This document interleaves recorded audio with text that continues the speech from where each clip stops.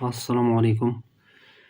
Бүгін көзге жағатын сүрме жайлы айтамыз қысқаша. Бұл пайғамбарымыздың үлкен сүннеттерінің бірі. Еркектер мен әйелдерге бірдей сүннет болған. Еркек адамдарға әрине сүннет болғанда бұл әдемілену мақсатында емес, емдік мақсатта жағылады. Әйел адамдарға да емдік мақсатта жағылады. Бірақ макияж ретінде, көзді күту ретінде, әдемілену ретінде жағылады.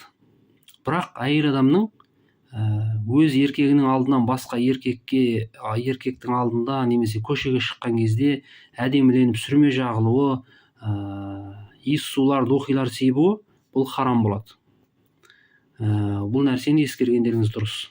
Жалпы бұл сүрме деген нәрсе көзде қандай ауру болса соның барлығысына ем. Глаукома дейсіз ба, катаракта дейсіз ба, көздегі аллергия дейсіз ба, көздегі қышыма дейсіз ба, көзге құрт түсу дейсіз ба, барлығысына ем.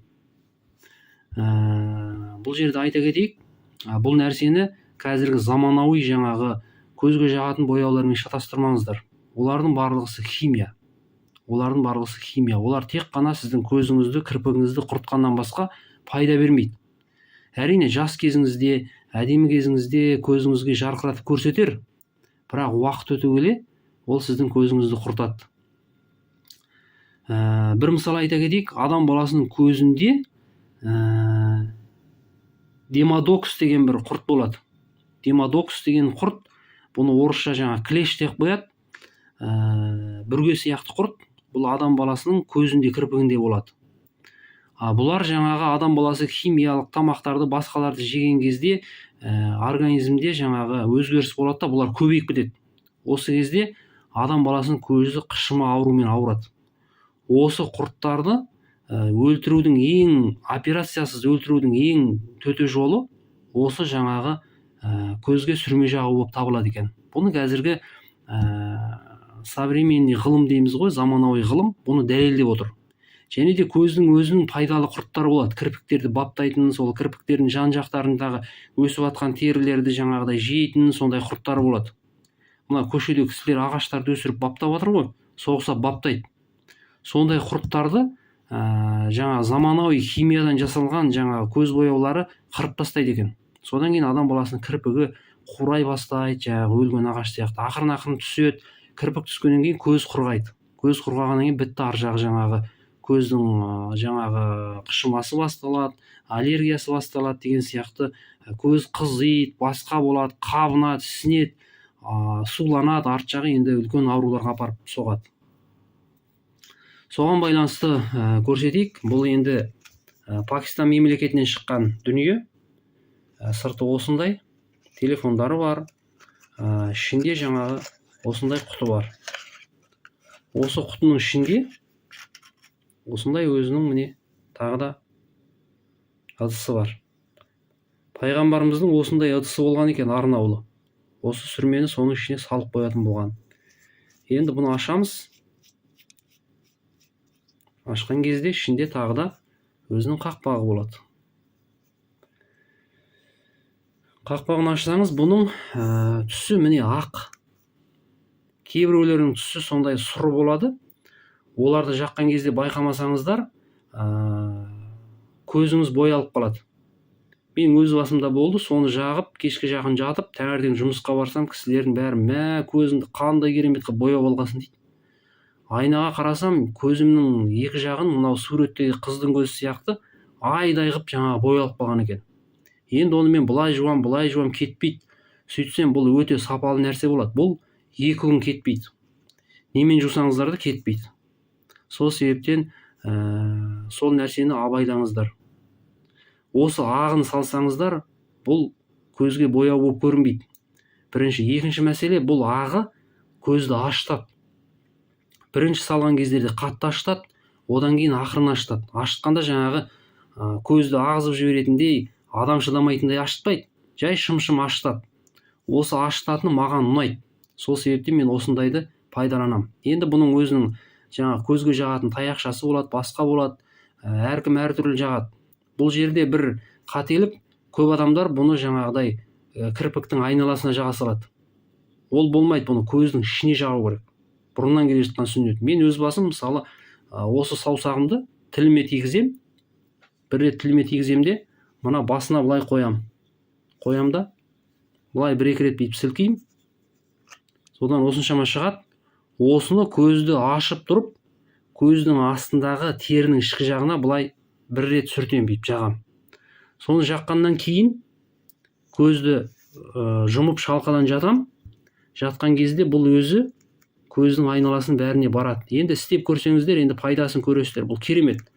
Бір ай, 2 ай осыны қолданбай жүріп, одан кейін көзге жаққан кезде көздің ішінен шыққан қоқыстарға өзіңіз таңғаласыз. Мынау қай заманда көзге кіріп кеткен, менің көзім мынандай қоқыспенен қалай аман-есен жүр деген нәрселерді өзіңіз ойлайсыз.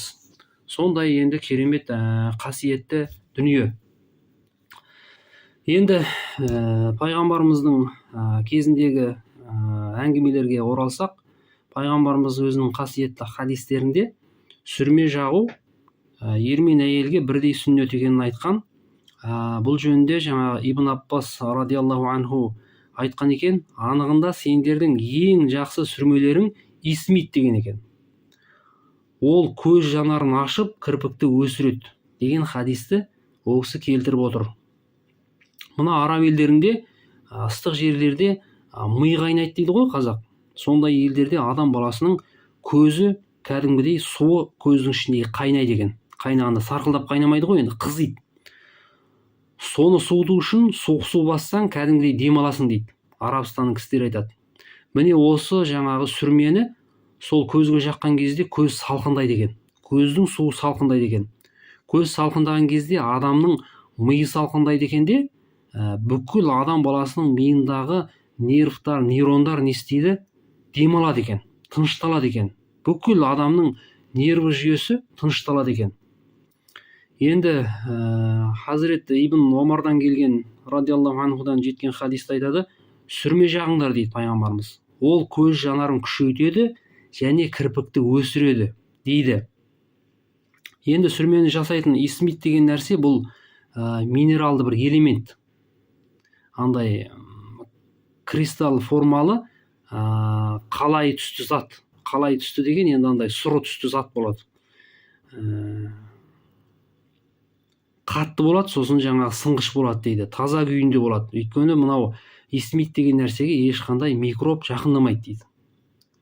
Жалпы топырақта микроб болмайтынын айтқан ғұламалар. Топырақта қазір Американың ғалымдары айтып жатыр, топырақта микроб болмайды дейді. Жерге түскен тамаққа 14 секундтан кейін ғана микроб баратынын айтып жатыр. Микроб деген нәрсе жердің бетінде 30 сантиметр мен 80 сантиметрдің ортасында болады дейді. Біздің қазақтың пайғамбарымыздың заманынан бері жаңағы дастарханды жерге жаятын сол, жерде микроб болмайды. Бұрын білесіздер, жараланып қалған кезде қазақтар бір уыс топырақ себе салады, бітті жараға. Бисмилля деп таңып қояды, болды. Қолдану әдісіне байланысты Ибн Аббас радиаллаху анху тағы да айтады, Алла елшісінің сүрме ыдысы болған дейді өзінің. Жатар алдын әр көзіне 3 реттен сүрмені жағып жататын болған дейді. Әуелі оң жақ көзге 3 рет, кейін сол жақ көзге 3 рет сүрме жағатын болған. Сүрменің пайдасы жайлы әңгіме болған кезде, сүрме көздің жанарын қайратты етеді, сонымен бірге кірпікті ұзын етеді деп айтылған дейді хадистерде. Енді еркек адамдар жаңағы сұлулық үшін емес, ем үшін пайдаланады дегенді айттық. Және де айтады, исмитпен, яғни исмит тасыменен көздеріңе сүрме жағыңдар деп айтты дейді пайғамбарымыз. Өйткені ол көзді қуаттандырады, кірпіктерді көбейтіп ұзартады деп айтты дейді. Бұл енді Хазірет Тирмизиден келген екен. Пайғамбарымыздың әр түн сайын көзіне сүрме жаққаны айтылған дейді. Пайғамбарымыздың тарихында айтылған екен. Ең жақсы сүрме исмит тасы, өйткені ол көзді нұрландырады, кірпікті ұзартады деп айтты дейді пайғамбарымыз. Бұл имам Насаиден келген екен. Көздеріңізге исмитпен сүрме жағып жүріңіздер, өйткені ол кірпіктерді ұзартады, көздің іріңдерін кетіреді және көзді қуаттандырады деп айтты дейді. Бұл имам Хазірет Табаранидан келген екен.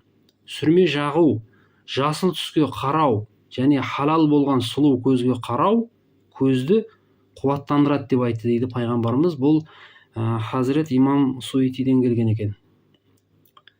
Енді көздің күтіміне байланысты айтар болсақ, бұл пайғамбарымыз келмей тұрған заманнан бері косметикалық зат болып есептелген. Бұны араб тілінде жаңағы кахл деп айтады. Ұнтақталған қара тас, сүрме сульвиді, басма, усма және кастор, бадам, яғни миндал және қой майларынан күйдірілген грек және бадам жаңғақтарынан жасалады дейді. Енді не нәрселерден жасалатыны туралы айтып жатыр да. Сүрме адамзатқа ерте кезден ақ белгілі болған дейді. Ерте заманда Вавилон, Египет, Қытай, Сирия, Арабия елдері, Индия, Египет, сосын Азия мемлекеттерінде бұл сүрме өте үлкен сұранысқа ие саудалық заттарға айналған. Соның куәсі дейді, Клеопатрия Шехризада сияқты кісілердің адамзат баласының тарихында атақты сұлу әйелдердің басында болып әйгілі болып қалуы осы сүрменің бір себебінен болған дейді. Сүрменің де соған тигізген пайдасы көп дейді. Өйткені енді сұлулыққа макияжға пайдаланған ғой. Сүрменің жалпы адамзат баласының тарихында 5 немесе 6 түрі болған дейді. Ал Арабия елдерінде сүрмені ерте заманнан қабаққа, қас пен кірпікке бояу ретінде қолданумен қатар көзге емдік мақсатта пайдаланған. Араб елдерінде тіпті сүрмені балаға көз тимес үшін пайдаланған. Мына сүрменің қарындаш деген түрі болады. Тмин майынан жасайды оны, тмин майын қосып жасайды. Осыны баланың көзіне айналдырып жағып қояды екен. Көз тимесін деп. Енді біздің қазақ алады да күйені жағып қояды, баяғыдан бар нәрсе ол. Кейін пайғамбарымыз келгеннен кейін көз тимесін деп қыздарға, әйелдерге мына иегіне жағып қоюды пайғамбарымыз сүннет қылған. Хадис бар екен, Алланың елшісі көздеріңді сүрмемен емдеңдер, өйткені ол көздеріңді ашып, кірпіктеріңді бағады деген айтылған. Пайғамбарымыз саллаллаху алейхи уассалам және сүрмені пайдаланыңдар, ол шашты өсіреді және көзді айқындайды деген екен. Имам Табарани хазіреттен келген екен. Онда сүрме көздің көруін жақсартып, кірпікті өсіретіні және көздің жасаурауын тоқтататынын білдірген дейді. Енді қазіргі медицина көптеген пайдалы жақтарын анықтап дәлелдеп отыр.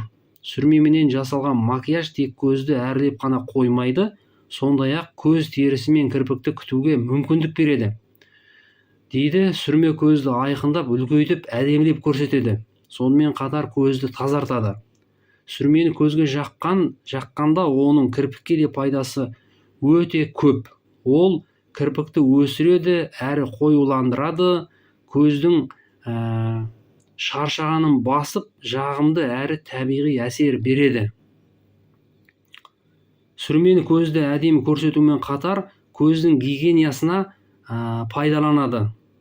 Өте пайдалы, көздің тазалайтынын айтып тұрды. Енді сүрме көздің көруін жақсартып, конъюнктивиттерменен жараны емдейді және көзді түрлі қабынулардан қорғайды.